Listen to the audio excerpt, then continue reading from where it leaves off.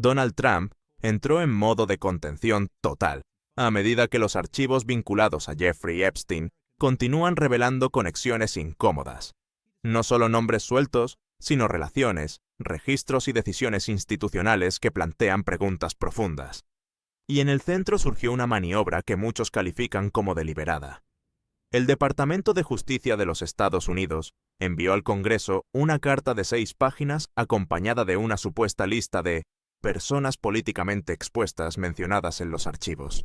Pero el contenido de la lista sorprendió incluso a aliados conservadores. Entre los nombres incluidos estaban figuras como el Papa Juan Pablo II, Elvis Presley, Janis Joplin y Marilyn Monroe, personas que murieron décadas antes de muchos de los eventos centrales investigados. Al mismo tiempo, nombres como Todd Blanche y el propio Donald Trump aparecen en el mismo agrupamiento, mezclados sin ninguna distinción contextual. La estrategia, según críticos, parece simple: diluir el impacto real, mezclando hechos serios con referencias absurdas. La denuncia inicial llegó a través de la Midas Touch Network, con un reportaje de Aaron Parnas, quien reveló que el Departamento de Justicia justificó las redacciones hechas en los documentos, pero no presentó el llamado Registro de Documentos Protegidos por Privilegio, el documento técnico que detalla exactamente qué fragmentos fueron omitidos, bajo qué fundamento jurídico y por qué razón específica. El congresista demócrata Ro Khanna reaccionó públicamente, afirmando que el Departamento de Justicia está confundiendo deliberadamente quién es depredador y quién fue solo mencionado en un correo electrónico. Citó lo absurdo de colocar a Janis Joplin, que murió cuando Epstein tenía apenas 17 años, en la misma lista que Larry Nassar, condenado por abuso sexual de cientos de mujeres jóvenes. La exigencia es clara: liberar los archivos completos, redactar únicamente los nombres de las víctimas sobrevivientes y presentar un registro de documentos protegidos por privilegio detallado. Ese documento no es opcional en procesos judiciales. Abogados experimentados saben que cada documento retenido debe tener número de identificación, justificación legal y una descripción mínima que permita impugnación judicial. Sin eso, no hay transparencia, sino blindaje.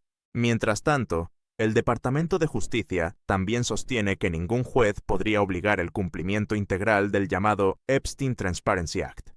Esa interpretación coloca a la propia institución como la única autoridad capaz de decidir qué puede o no ver el público. Y la tensión no quedó restringida a la oposición. La diputada republicana Marjorie Taylor Greene declaró públicamente que el mayor obstáculo para la liberación de los archivos fue el propio Donald Trump. Según ella, el presidente luchó con más fuerza que cualquier otro para impedir la divulgación. Greene afirmó que él solo firmó el proyecto aprobado en la Cámara porque no tuvo alternativa política. También calificó como un grave error político el momento en que Trump llamó a los archivos farsa, comparándolo con la retórica utilizada en el pasado sobre las investigaciones de Rusia. Para ella, convertir el caso en teoría conspirativa solo amplió el problema. La atmósfera que se forma es de desconfianza institucional.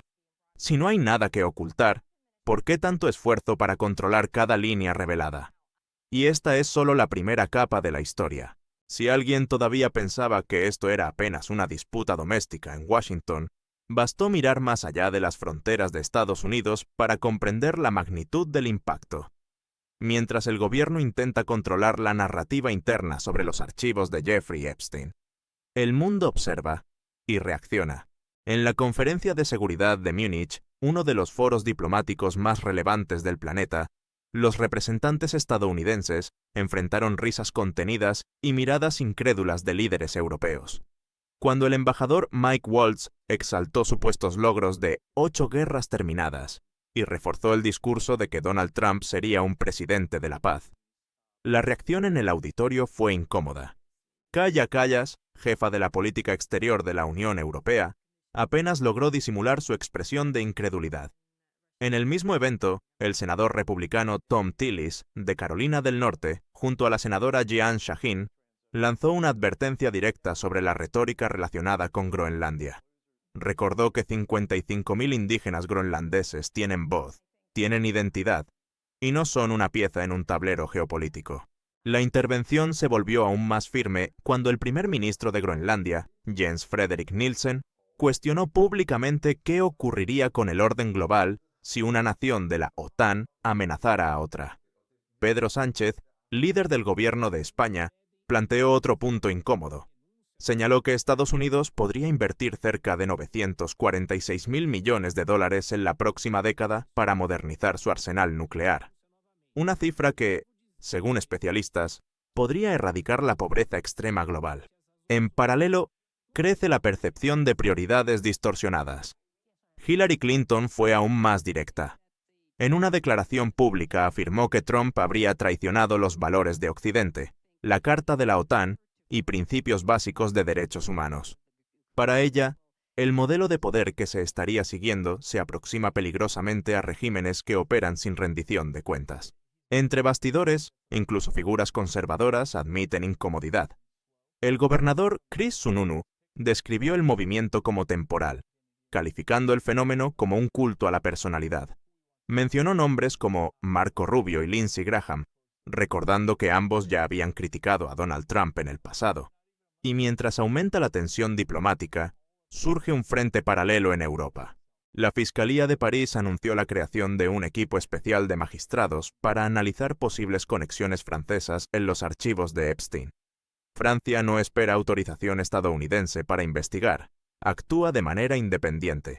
En este contexto, reaparece el nombre de Jean-Luc Brunel, empresario del sector de modelos, vinculado al círculo de Epstein y fallecido en 2022 en circunstancias clasificadas como suicidio en prisión.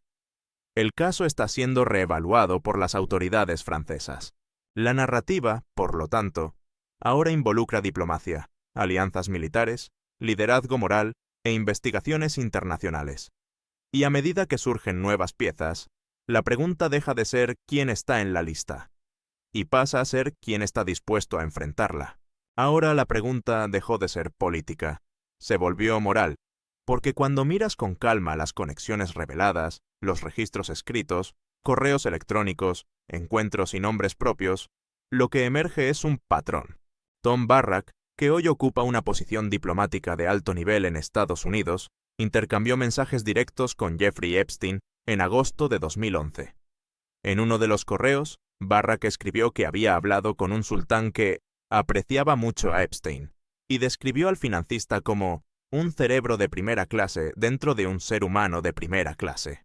No es especulación, está documentado. Los intercambios también muestran invitaciones a residencias privadas e incentivos de Epstein para que las conversaciones migraran a aplicaciones cifradas, registros que no aparecen en las liberaciones oficiales. Mientras tanto, otros nombres orbitan la misma esfera. Howard Lutnick, figura influyente en el sector financiero. Peter Thiel, inversionista multimillonario.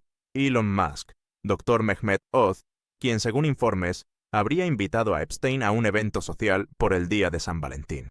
Robert F. Kennedy Jr., también mencionado en círculos sociales similares. No se trata de culpa por asociación automática, se trata de proximidad repetida, de presencia constante.